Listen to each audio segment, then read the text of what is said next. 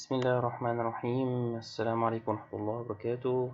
معكم أخوكم محمود سليمان من قناة التحليل الزمني والفني. فبنبدأ إن شاء الله بشرح برنامج جاناليست.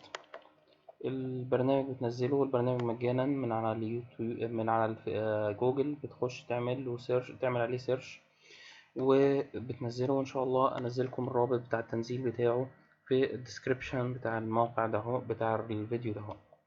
تفتح الأول البرنامج، يظهر عليك عندك الحاجات ده اهي. فبتختار أول حاجة بتكون منزل داتا، سواء أسهم، سواء ستوكس، سواء جولد، أي حاجة أنت منزلها. بتختار، بتحطها في الفولدر بتاع البرنامج، وبتروح تفتحها. تجيب هنا نيو بروفايلو، أو تختار من هنا اهو، بيديلك ده الديفولت بتاعه. تبدأ هنا سي بروجرام فايل، تبدأ تنزل تحت جاناليست بروفيشنال بروفايلو، بيظهر عندك هنا تحت اهو. تختار الحاجة، ممكن هنا تكتب اسم الرمز بتاعك، او بتروح هنا security وبتلاقي الحاجة بتاعتك مكتوب. بنختار EGX30، وبعد كده بندوس hide للداتا ده. زي ما احنا شايفين كده ديت الداتا بتاعتنا. بنختار من هنا اهو، بنبدأ ان احنا نصغر شوية بشوية كده علشان نشوف، ومن هنا بنحرك شوية كده عشان تبقى الصورة أوضح. بسم الله. هنا اهو ممكن تختار ان هي تظهر في شكل الشموع اليابانية، او في شكل بار، او في شكل شارت. مؤقتا دلوقتي احنا هنختار ان هي تظهر في شكل الشارت بتاعنا، على اساس يبقى اسهل معايا في الرسم. تأكد ان هنا علامة الاف ديت موجودة، وبتختار الكروس ده اهو، تمام، بحيث ان انت تقدر تشوف. وانت بتتحرك هنا هتلاحظ الجزء اللي تحت ده. الجزء اللي تحت ده اهو بيبقى مكتوب فيه تاريخ اليوم اللي انت واقف عليه. اليوم ده هو كان فيه سعر الفتح كام، اللي هي الاوبن، سعر الكلوز، سعر الهاي، سعر اللو، والفوليوم بتاعك. وفي بعد كده في الاخر خالص زي ما انت شايف هتلاقي مكتوب هنا اليوم والفاليو. لما اقف هنا هو مثلا، ده حاجة في المستقبل، دي بيكتب لك اليوم اللي انت واقف فيه والفاليو اللي انت واقف عليه. الخط الطولي ده اللي هو خط الزمن، والخط العرضي ده الخط السعر. يعني لما اتحرك لفوق كده اهو، اللي هيتغير معايا اللي هو السعر اللي هو الفاليو، لكن لو اتحركت بالعرض كده اللي بيتغير اللي هو التاريخ. نروح هنا اهو، اهم حاجة في البرنامج ده اهو اللي هي السكويرز. في هنا اكتر من حاجة هنشرحهم ان شاء الله، او هنشرح الحاجات المهمة فيهم، لكن خلينا الاول الحاجة الاولانية معانا هي 90، او اللي بيسموها مربع التسعة.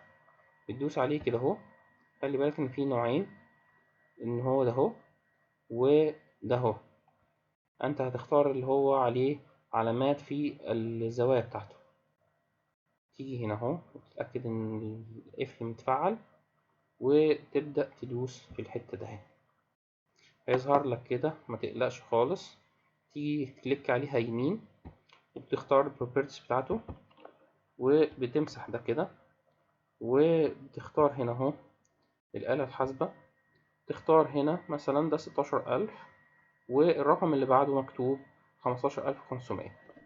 تكتب هنا 16,000 ناقص 15,500، يبقى 500 تقسمهم على الخمسة يديلك 100. تيجي هنا في الحتة ده اهي وتقوم كاتب 100. بدأت الصورة هنا تتضح. تيجي هنا على الزوايا، وتختار الزاوية الأخيرة كده، وموضوع كده أحسن بكتير. عاوز تقول له set as default اوكي، بس خلي بالك ان ده المؤشر،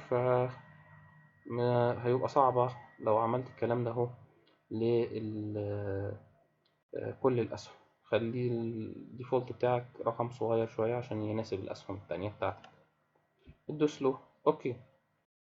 طيب هنا اهو زي ما احنا شايفين، اهم حاجة ان احنا يكون ان ان هو بيجي يحترم الخطوط الرئيسية اللي هي بنسميها خطوط الزمن. هو جه هنا احترمها احترمها احترمها، عايزينها بنسبة على الأقل 80%. والحاجة التانية إن هي يكون محترمها في الحاجات الحديثة شوية. يعني لو كبرنا هنا اهو شوية،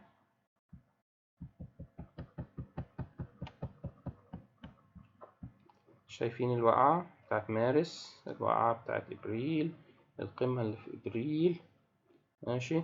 كل الكلام ده كله، الطلعة بتاعت من يومين ديت موجودة، و ده كله هو محترمها. فكده النقطة اللي احنا بادئين عندها هي نقطة كويسة. الحاجة التانية بالنسبة للخطوط العرض اللي بالعرض العرضية ديت خطوط دعم ومقاومة، يعني دايما السعر بيحترمها. بص تلاقي هنا جه هنا اهو كده، جه هنا اهو احترمها، ماشي. ده مثلا بص في الحتة دي اهي، الخط ده محترمه جدا، الخط ده محترمه جدا، ماشي. يتذبذب حواليه،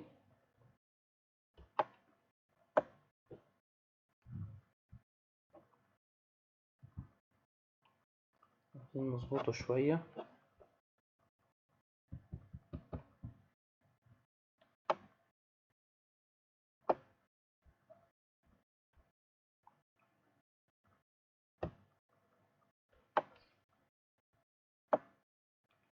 لما تقف كده بتبص اهو، بتبص الكروس بتاعك بتقف عليه لحد ما يختفي ويظهر لون اصفر.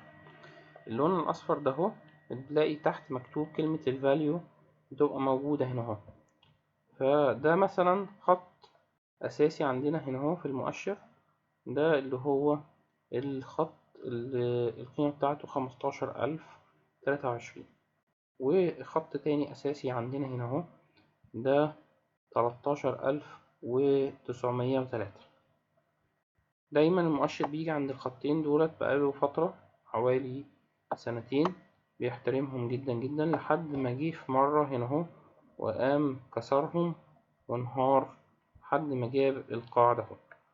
زي ما احنا شايفين لما نزل قام جاب خبط في خط سعر اللي هو 8244، وفي نفس الوقت كان فيه هنا تقاطع خط سعر مع خط زمن، وقام ناطط لحد ما جه بزاوية الخط اللي بزاوية ده، خبط فيه وقام نازل نازل نازل نازل لحد ما اتقابل هنا اهو وراد تاني. ومن ساعتها بدأ يحوم حوالين القيمة ده اللي هي 10520. حاول يخترقها أكتر من مرة ما قدرش، لحد ما اخترقها بتاريخ ده اهو. وكان ده تاريخ ده زي ما احنا شايفين كان فيه خط سعر خط زمن موجود، ده تاريخ 4/6/2020. التاريخ اللي جاي إن شاء الله هيكون يوم الاثنين الجاي 16/6/2020. في الآخر ده نهاية الجزء الأول. ما تنسوش لايك وشير وسبسكرايب وتفعيل خط الجرس علامة الجرس عشان إن شاء الله يوصلكم الفيديوهات الجاية. والسلام عليكم ورحمة الله وبركاته.